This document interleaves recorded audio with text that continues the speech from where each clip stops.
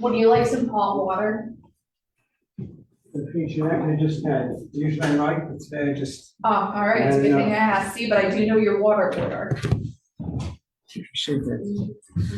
Okay, so we're discussing the halachas of lighting fires, putting out fires. Ooh. Yeah. Yes, I came on the right day. Do we have a demonstration? So I forgot to bring matches. All right, I can go get it. Yeah, matches and get some like papers, some gasoline maybe. Oh.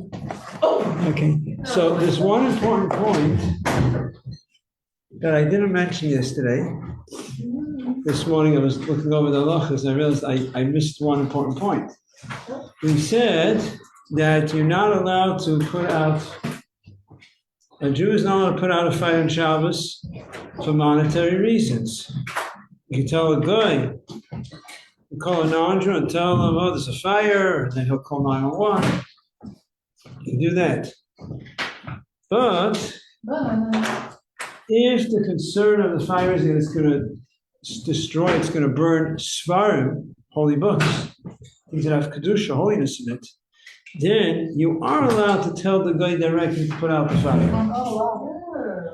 So, but one second, let's put it into context. Practically, it's not doesn't make much of a difference. You can't do it yourself. Even you can always call the guy and say there's a fire. Call 911. It's all about telling the guy to put it out directly. You cannot tell for monetary reasons. But even if it's purely monetary, you could still call the guy and tell him there's a fire. And if the guy does it himself, that's okay. The only difference is you cannot tell him directly to put out the fire. You get it? It's not, on a practical level, it's not so much different. You follow what I'm saying, right? Yeah. Okay, we have a bunch of questions now. Yeah. Okay, who's for no? Okay, whatever. My question is, if we're getting to a situation that already books are burning, when the fire is going to be, it start to be dangerous. No? And I'm saying what I said was, if there's a concern that it's going to burn books, you can tell the guy directly to put out the fire. That's what I said. If the books are burning, then you can tell the guy for sure to put out the fire. If now I live in Eretz Israel, no going where I live, okay? Right. Let's say I have a fire now, and it's become more than the table already burned. Like, it's very dangerous. I can put down. We said, you see, you put a word in there, it's very dangerous. We made it very clear yesterday that the whole conversation is when there's no concern of danger. If there's any concern of danger, pikuach nefesh, danger of life, pushes off the entire Torah. You can desecrate Shabbos for danger of life. If there's any concern of danger, you can do whatever you need to do. But you feel it's going to be dangerous, take water and you feel there's any concern, any slight possibility that if you don't do anything now, it's going to spread and people are going to get hurt, people could, life and death, you can put out the fire. Our discussion was when you know for a fact that it's no danger of life. And there are situations like that. There are situations. If you're not sure, so then just put out the fire. Okay, you got a question? Yeah, okay. First of all, chas v'shalom, there should ever be a shul on fire. I know that you can take the Sefer Torah even without a Eruv. Are there other objects that you could carry without there being an Eruv? You could carry. I mean, that's what I've been told, is that like, say in a place like Crown Heights, we have no Eruv, but God forbid you're ever in a situation where a shul's on fire, you take the Sefer Torah out, Eruv or not. I have to double check. The safe I had yesterday, I couldn't find. I put it on the table and it wasn't put away. It speaks about could a Jew himself carry it outside? I have to check Sefer Torah. It could be Sefer Torah. Svarim, no. Svarim you cannot carry outside. Mm-hmm. You could tell a non-Jew to carry out Svarim, but a Jew himself cannot carry out Svarim. The Sefer Torah could be is different, but I'm not sure. Okay. Now, on the topic of fire, another very practical and interesting halacha is that you cannot open up a door opposite the fire. So let's say you have the candles burning on the Shabbos table. You cannot open up the door or the window that's directly opposite the candles. So we have, you're lighting Shabbos candles right here on this table. Yeah, lighting Shabbos candles. Yeah, candles. Oh, do you want a tissue box to be the? These candles are good. You have candles right here, and it's very hot. Open the window. Shabbos, right? And the candles are burning right here. I'm not going to open the window opposite the candles. Why not? There's a concern that as you pull the window open, the wind will stop blowing. So there's actually a concern that as you open the window, that's supposed to be actually windy today. That as you open the window, a strong gust will come instantaneously as you open the window, and then it'll be considered that you actually directly put out the candle. Why no? No, I was just like, Aw. it was like in the sky.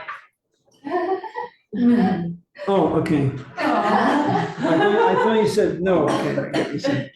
But instead, the concern is that as you're opening it, if the wind blows as you're opening it, that means you actually put out the candle. What if you're just opening and it's getting hot inside? We're talking about that it's getting hot. We're talking about, But so no, you're what we're saying, not to put out the fire, it's to open the window because it's getting hot. correct, but there's something called a psikresha, a direct act, which means that, for example, I cannot open a refrigerator on Shabbos if the light will go on. Scandal. It's not I'm not interested. I don't need the light. I have enough light. You are the light, because you have a shaman. We have enough, you have enough light in the room, right? Wait, I have an You have enough light. What's that? Finish your saying. So you can't open up the refrigerator because the light will go on. It's not your intention. But being that it's a direct act, that it's a fact, it's for sure the light. So you just take it off. No, you didn't use the lift to put it up. You have the tape right there. Very smart tape, the lift.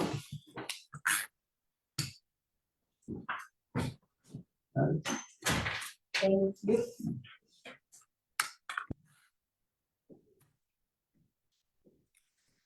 Please. I need everyone to concentrate on what I'm saying. Okay. So it's anything that's a direct act, even though it's not your intention. You're opening the fridge, the light will go on. You can't do that. It's the same thing. It's hot. You're opening the window because it's hot. But if as you open the window, a gust of air will come in, you are directly, and the candles will go out, you directly cause the candles to go out. Now, it's a little different than a fridge, because a fridge, the light for sure will go on. Over here, it could be that as you open the wind will stop blowing. Okay, but the Alter Rebbe says we make a decree. We are concerned that you might transgress Shabbos. There's many gezeres, there's many decrees that you can't do certain things because you might come to transgress Shabbos. In this case, if as you're opening the window, the wind will start blowing, then you actually directly transgress Shabbos. When wind starts blowing and it puts out the candle, then you actually directly transgress Shabbos. So it's prohibited. If you open the windows before you light candles. By the way, I know where I live in a condominium, so we have the thermostat. We're talking about the thermostat, switching from candle to thermostat, but it's very practical. When I open my porch door, anyone opens the porch door on Shabbos, and it's winter and it's cold, almost every time it causes the heat to go on. The thermostat is in the hallway, and it's far away. It's very far. But when you open the porch door, there's a direct, it's the hallway where the thermostat is there is pretty direct. And almost every time you open the porch door, a few seconds later, it causes it to go on. Now the question is, are you allowed to open it on Shabbos? Is it the same like opening a window? You can't open a window? No, it's not exactly the same thing, because it's not for sure going to go on, because it depends where the thermostat is holding. If the thermostat is all the way at the edge, it's like it's almost hit that temperature, right? What it's set to, that it's going to go on. That's like the finishing the finishing act. So it's hard to say that it's for sure prohibited, but for sure it's better not to open the porch door unless you have something blocking the thermostat. Because I know in my house, every time we open the porch door, the heat goes on. So it's very problematic. But again, you can't say it's for sure prohibited. It's not like a refrigerator. It's not like opening the door, the window opposite a candle, because that's a decree. We're concerned that at that moment there might be a strong wind. Over here, you don't know for sure what it's up to.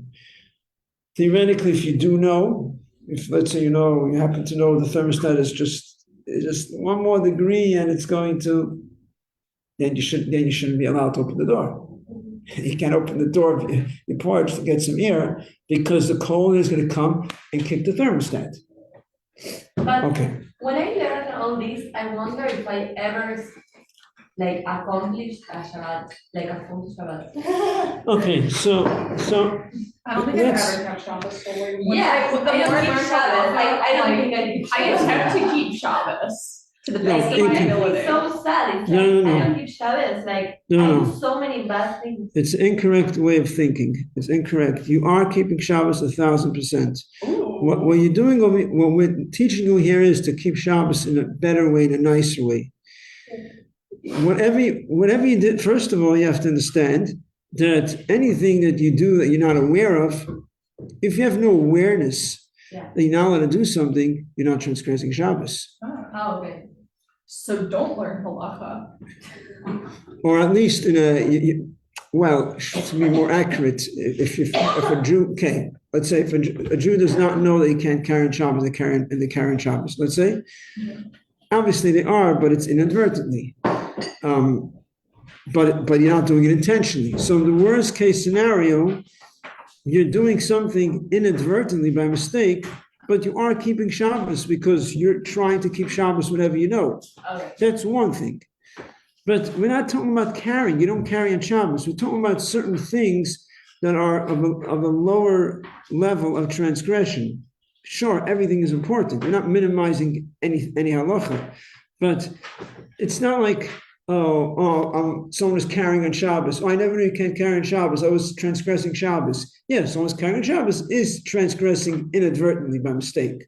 Here, we're talking about things that you're not allowed to open the window because this could cause, it doesn't compare to going to a candle and putting out the candle. It's not on the same level at all because you're not doing it intentionally, but it's still prohibited because being that this is what it could cause, so it's prohibited.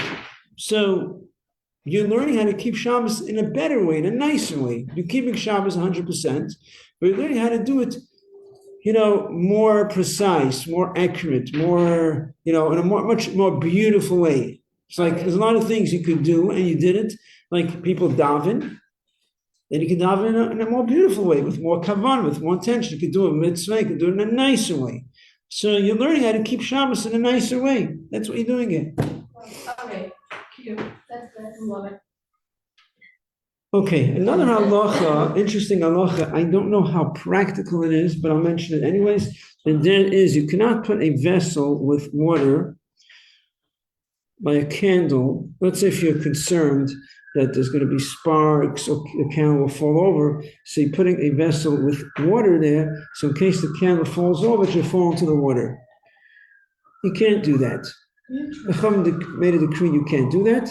And also, you cannot put a candle, when you light a candle, even before Shabbos, you cannot put it inside water.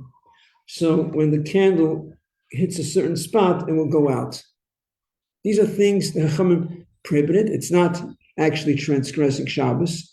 Chachamim made a decree that you can't do such a thing.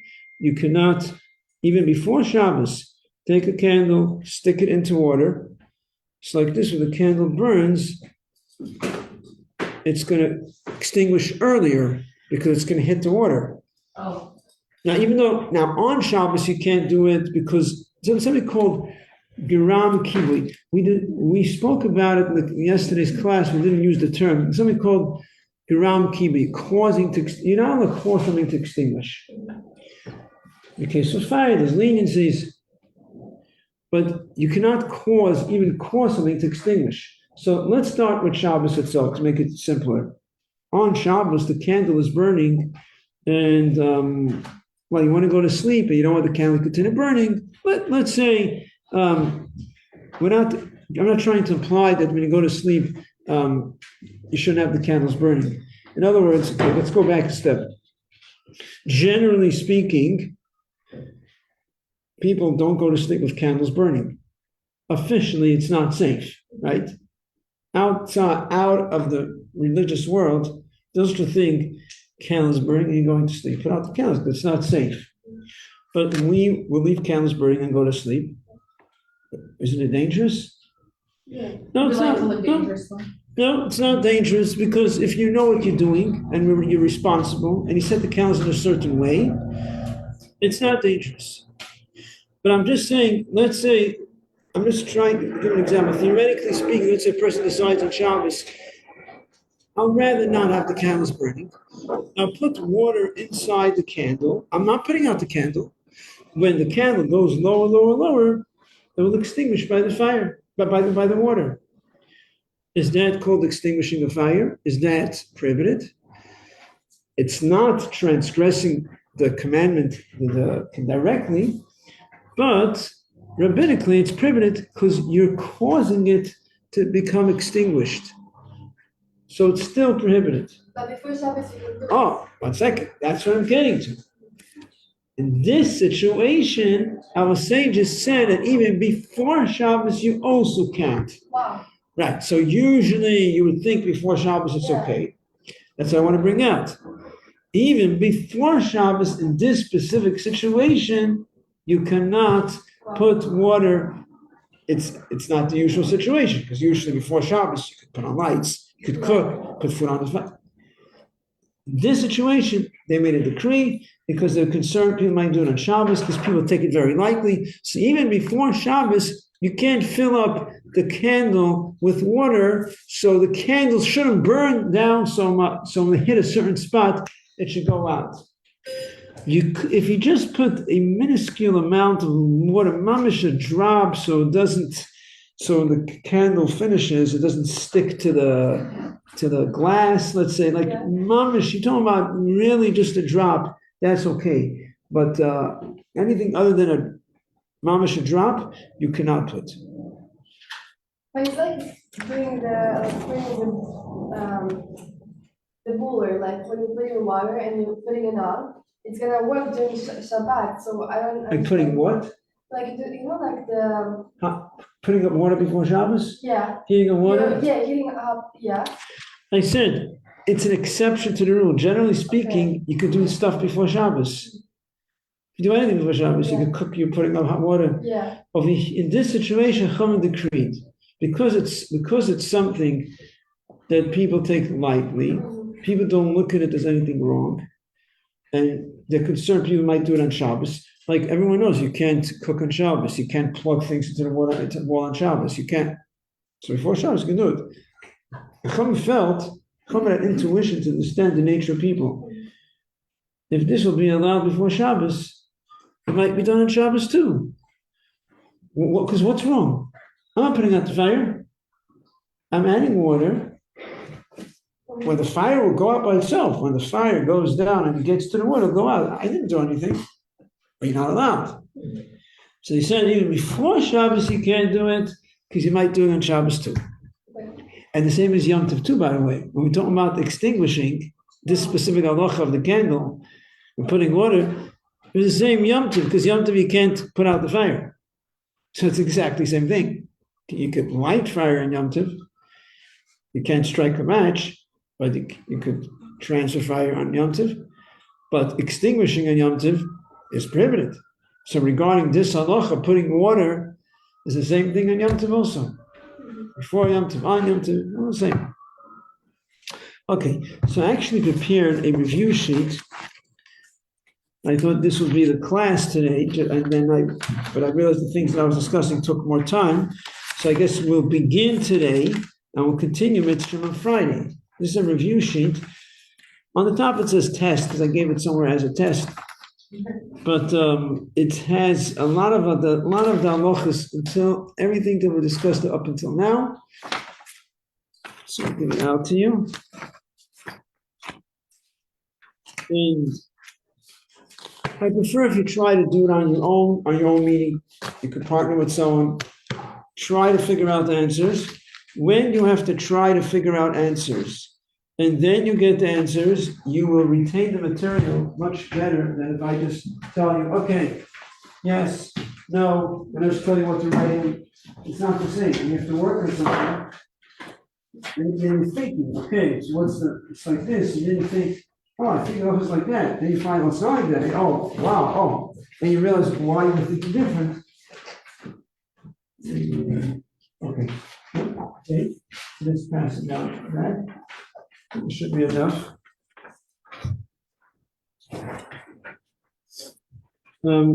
I could read the questions, make sure you understand everything. Question, everyone got one? Did everyone get it? Yeah, everyone got it? To allow brushing hair, there are conditions. So to be allowed to brush your hair on Shabbos, there are conditions. Circle the correct answer. So you see there's 3 conditions. And the 4th one is they need all the conditions.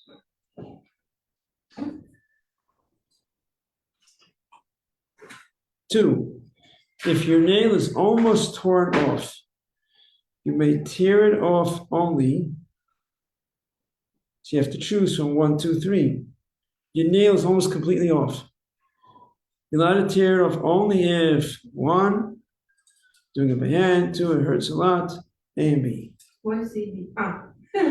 4 is A and B, but only if you didn't realize before Shabbos.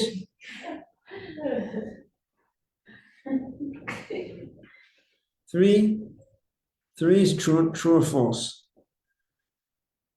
4, shaking dust off a garment is permitted if it really bothers you. If it really bothers you, you're allowed to shake it off. True or false? You have a pen? Yeah. Who needs a pen? This pen's right here. I have. What else needs a pen?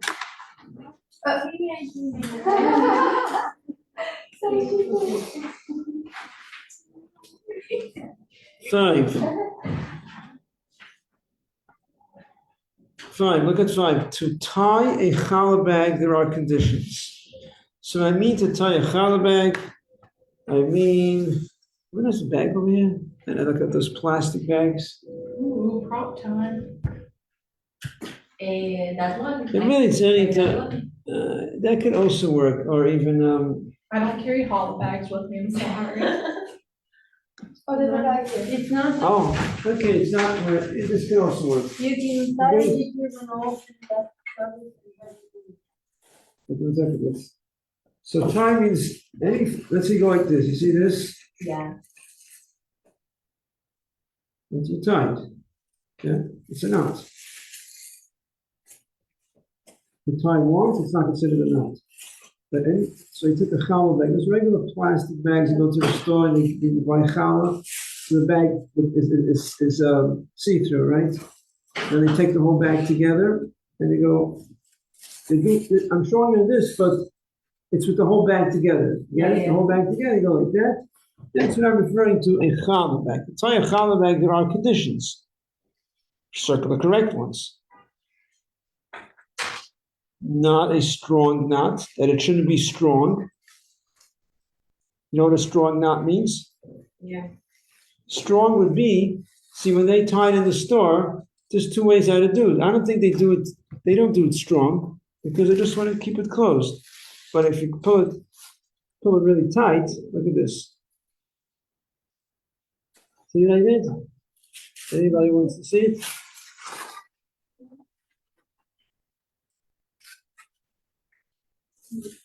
Anybody? This is a strong knot. See this? Want to show it to everyone? Man, why? No, show it. Show us the knot. They don't, not everyone has binoculars here. Wait, if you lift it up, it's like the kingdom. You see, all right. You get the idea, a strong knot. So strong is strong, that, look what I did now. If I want to untie it, it's going to be very difficult. You got it? You got it? You got it, yeah? You got it. Not a strong knot. 2, plan, okay, look at 2. Plan to untie it in less than 24 hours. It's a condition that when you tie it, you plan to untie it within less than 24 hours. Rabbi, the question from the other side is also for today.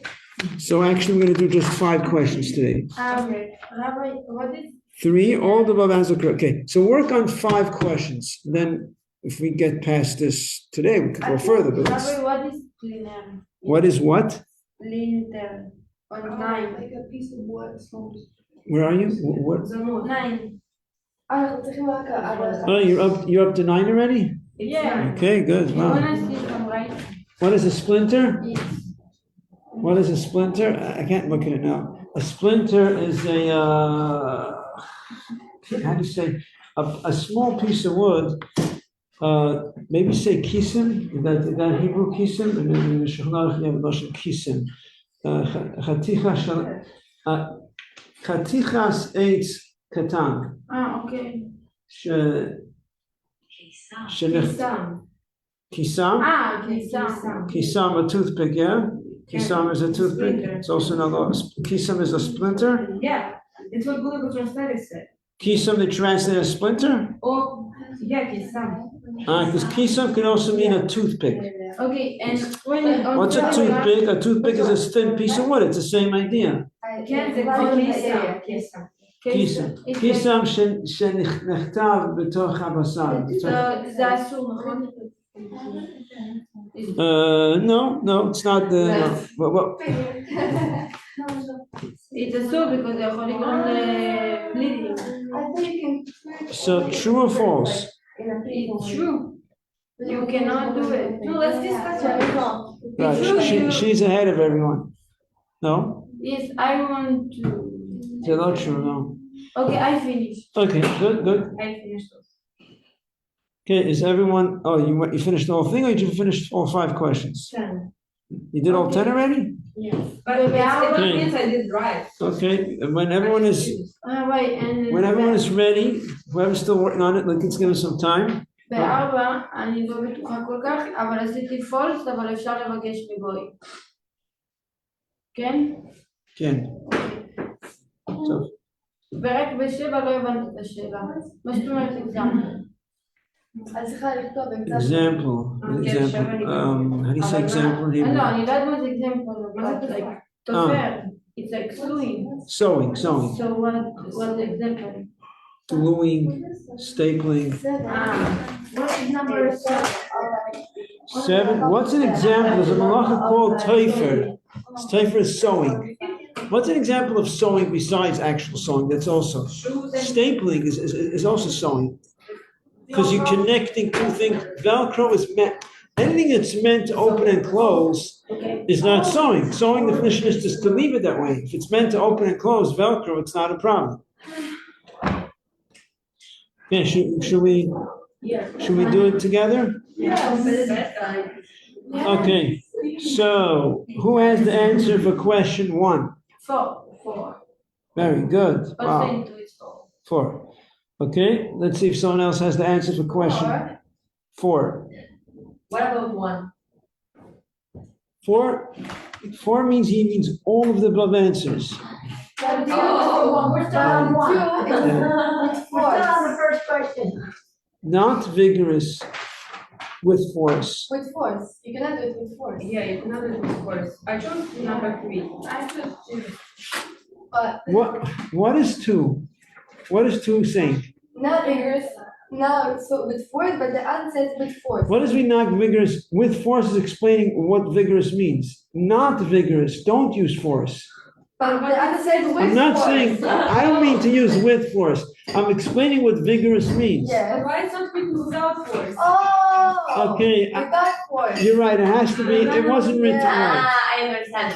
Not vigorous. Yeah. I'm explaining what, okay, good, I have to, That's why I chose like special. I'm sorry. That was clear to me, so I you understood what it I meant, right? understood. But it's Okay, clear good. because she's I'm also an English speaker. I so wasn't- Ah. Okay, It's not. okay. I wasn't. Okay, what's the answer for question 2? Maybe. 4. 4. 3 or 4? About what we talking Which one are we about? doing? 2. 2. If you nail, look at question 2. But if you didn't have it before Shabbos. No, 2 because you need to Huh? start with one. Number one, I put 4. Yeah, it's 4. You put 4? Number 2, I put 2. No, in number 2 it's A and B, but you Yes, don't. A and B. Because, okay, No. So what is it? 3? 4. It's 4? Yeah, 4. but I if think it's, if it happened during I think Shabbos. it's 2. 3. What's wrong with the 3. Yeah! 3. But 4 is pretty close. If you say, you give 4, you're close, but it's 3. Are losers. Wait, It's 2 it's 3. 3 is, when I say 3 A and B, I mean 1 and 2. No, You got wait. when I said A and B. A and B means 1 and 2. You see? Sorry, in 1 4, and in 2. 2. It's not if you didn't realize before Shabbos.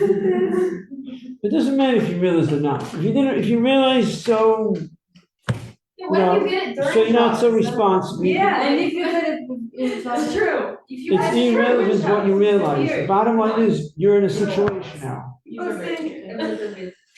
You understand? 4 is saying, if you didn't realize before Shabbos, you weren't aware of it, okay. But But if if you you, didn't have. doesn't matter if you're aware. You were aware of it. There was a problem there. There was something happening there. You know what? You should have cut your nails before Shabbos, correct? Because that's a mitzvah to cut your nails, and especially if it's tearing off, you should have. But it doesn't take away from the halacha that if you are in this situation, the answer is you could tear it off if you have the first 2 conditions.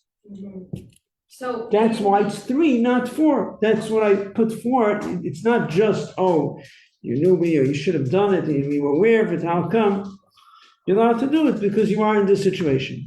Got it? Got it. Huh? Okay, in 3 it's false. You are not One allowed. second, are we done with 2? Is 2 clear? Yeah.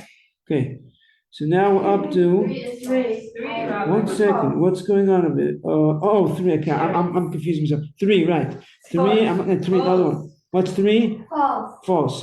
4? 4 it's false, but you Wait, can ask and for a 3. boy. Why? Can you What's use? that with it? No. You're going too fast, everyone. You're good, but you're fast. Yeah. Can you use Shabbos makeup? Huh? Can you use Shabbos makeup?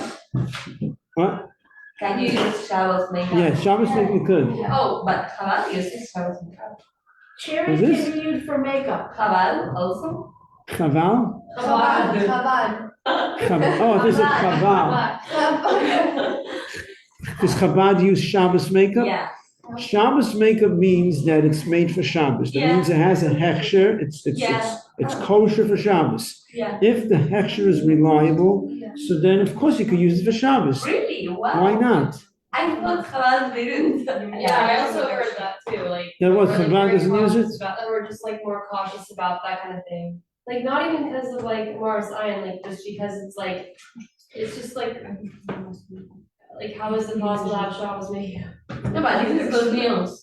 But the definition of Shabbos makeup is that it's special for Shabbos. They're not going to be transgressing Shabbos. That's what it is. I just don't understand it. It's like if you can't paint your face on Shabbos, then how could you put any colors and stuff on your face on Shabbos? Because the definition of painting your face, the moch of dyeing, is when it gets into the pores, when it gets into the skin. If you, let's say, take something and you stick it onto your face, let's say you take some type of you take some type of the kids eat these tangy taffies, all that garbage that they eat, and it's very sticky, and you stick it onto your face. So that's called dyeing, that's called painting your face? No, because it's just stuck to your face. So pretty much the Shabbos makeup is the same idea from what I understand. It doesn't get into the pores, it doesn't get inside your skin. It just on the surface, it sticks to your face. So you're not doing the malacha. So if it's Shabbos makeup, if it's a reliable hechsher, I'm not sure what you heard. Maybe they're saying maybe the hechsher is not reliable. I never looked into it thoroughly to find out if maybe the hechsher is not a reliable hechsher. Okay? Yeah. So 3 is false.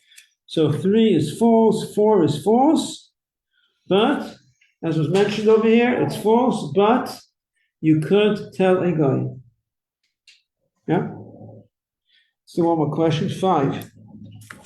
To tie a challah bag, there are conditions. What are the conditions? That it's like. It's not a strong knot. And you're Not gonna strong untie it. enough, exactly. Both. You need both conditions. Not a strong knot, and you apply. 3, all the about answers. Right, you can, right, so if you put 1 and 2, or you put just 3, it's the same thing. 3. Right, you put 3, or 1 and 2, right. Or if you put 1 and 2, it's the same thing. Right, you're putting, get it? Well, it's the same thing as Get it. number 6. If you're putting answer 1 and 2, that means 3 is telling you that 1 and 2 are correct. You need both. Yeah. Can't be a strong knot. You have to plant and tie within 24 hours. What is the definition? You have to plant and tie within 24 hours. What does that mean? You have to plan, have in your mind, you're going to tie within 24 hours, and you better make sure you untie within 24 hours. Because if not, you're in big. You just know. It means that in Shabbos you're gonna eat it. The what? It means in Shabbos you're gonna still eat But also if you You're don't not go what? back. I don't get what you're saying. In Shabbos, it. It means that you're gonna eat it in Shabbos. you're going to eat it. No, we're talking about you're tying the bag on Shabbos. And you plan to untie the bag within Yes, 24 you're hours. planning to untie it And eat again the challah. on Shabbos. Within 24 hours. Doesn't have to be on Shabbos. It's Shabbos day, you finish the meal, you tie up the challah. Oh, And you plan to untie the bag within 24 hours. Let's say you can eat malav and malka. You don't have to untie it on Shabbos. right. So, but what does it mean you plan to untie? You have to actually have a plan to untie it, or there's a broader definition, huh? You want to disturb me? No, it's okay. Yeah, that means you have intention. That means, I'm sorry, go back. That means either you plan to untie it within 24 hours, or if it's the usual thing, usually you untie within 24 hours. Or it's common, it's very common, it's very usual that you will. Sometimes you don't, but many times you do. If it's very usual that you will untie within 24 hours, because you usually eat malav and malka, so usually you will untie to eat the challah, that's okay. If you don't end up untying within 24 hours, it doesn't matter. But the point is, when you tied it, the usual thing is that you will untie it within 24 hours. Or you had it in your mind that you will untie it within 24 hours. Even if you actually don't end up tying it, you don't end up untying it within 24 hours, it doesn't matter because usually you do untie it within 24 hours. Got it? Okay. But if you don't, it's okay? If you don't end up. Correct, because if you usually do untie it, or you had it in mind, or that's the common thing, then it means when you tied it at that time, this was a knot that is meant to be untied within 24 hours. Like, isn't not and strong knot the same thing? Not a strong knot is what I showed you over here. This is the type of knot. One, not a strong knot is explaining what type of knot. It cannot be a strong knot like this. You can't do that. Yeah. The other condition is, even though it's not a strong knot, but you have to plan to untie it within 24 hours, as we explained. Okay? Okay, so we'll continue with Hashem on Friday. Mitzvah Hashem. Allah Mitzvah is so Hashem. funny. Baruch Hashem. Should It's be. like a comedy show over here. Do we have prizes?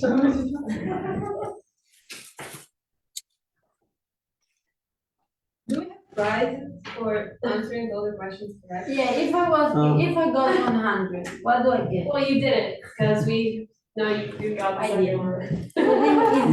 You did very good. A question Yeah, about STEM. It's, I put true, it's according to my own opinion, I know it's true. okay, so. You can put, but you have to put right after Let's just Orion, right? Yeah, true, yeah. Hope you weren't insulted when I told you that you don't get first. I hope you weren't upset when I said it, it was a compliment, didn't you? Okay.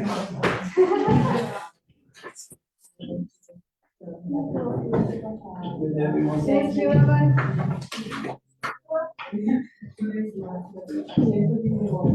Thank you, Rabbi. Thank you. I think that I like I'm like it's like I'm not here Friday. Yeah.